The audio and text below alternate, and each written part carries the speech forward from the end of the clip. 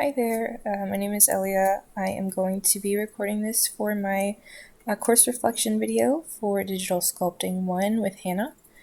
So we learned a lot throughout this course, and it was really cool to jump into ZBrush. This was my first time using ZBrush. I was not familiar with it at all before this course. To me, I think ZBrush feels a lot nicer to use. Comparing that to Maya, you just have so much more freedom of movement, I think, in ZBrush than you do with Maya. So I thought that was really cool. I did notice it was really hard to adjust to just navigating and turning and just the basic mechanics of using ZBrush. That was pretty difficult.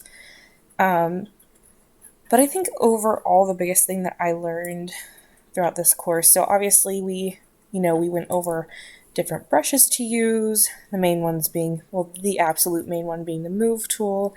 We heavily touched on the damn standard brush, the H polish, the inflate, the standard. And then once we got into the high frequency tertiary details and things, we got into the strokes and the different alpha brushes to use to create those textures. That was with the gecko assignment. But yeah, this course was pretty much all about navigating ZBrush, learning how to properly save your projects, how to create different subtools.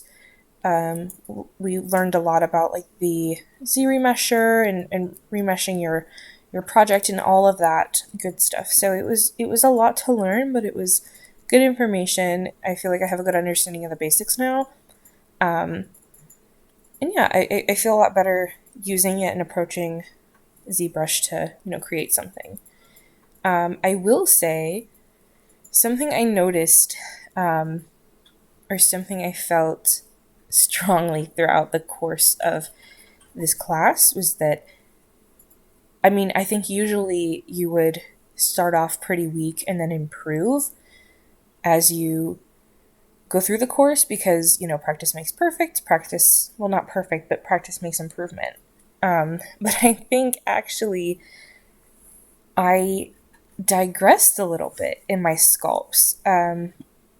And by that I mean just that when it came time for us to, the back end, the last 2 weeks of the course, when it came time for us to pick our own characters, to do our own sculpts, when I didn't have that step by step video of Hannah doing the exact sculpt, I found myself not really sure how to address certain parts of the sculpt, and then I just wasn't as happy with my outcome. So this, for instance, this is my 4.3 assignment.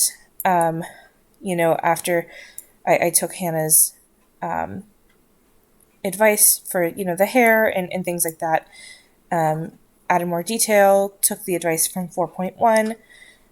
So this is where I was at with 4.3, but then to dive into the other courses. So this was 3.3 for me. And then we have, it's this one. This was 2.3.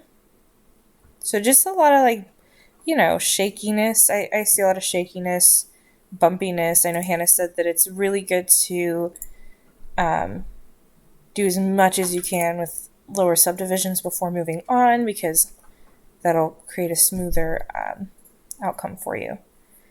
And then this was okay,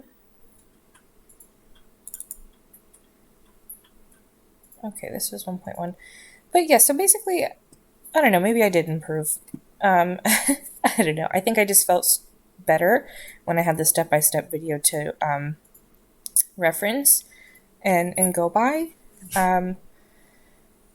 But I don't know, I think my favorite one that I've done so far would definitely be the week 4, I've been struggling with this one, just simply because I don't know, the proportions in the reference image, his chin drops down further, so like the symmetry, you wouldn't be able to use symmetry to create that effect, and like I tried all these different angles to make it look that way, but it's just, I think, also difficult to adjust to, taking a cartoonish reference image and turning it into like a real 3D sculpt. So that was definitely challenging as well. But I do think I am most proud of this one. Just because I'm most proud of this one because I did it on my own. I didn't have a step-by-step video to follow and came out with something that I think is pretty good. I'd say technically I was most happy with my 1.3, just because of how that one felt. But I did have, Hannah to reference. I don't know, that's actually looking pretty rough. But yeah, I definitely think I do a lot better when I have her step-by-step videos to follow. But yeah, I guess I do see some improvement with where I've started and where I've ended. So it's been a great course. I can't wait to move on to the next one. And yeah, I really appreciate all your help, Hannah, and it's been great.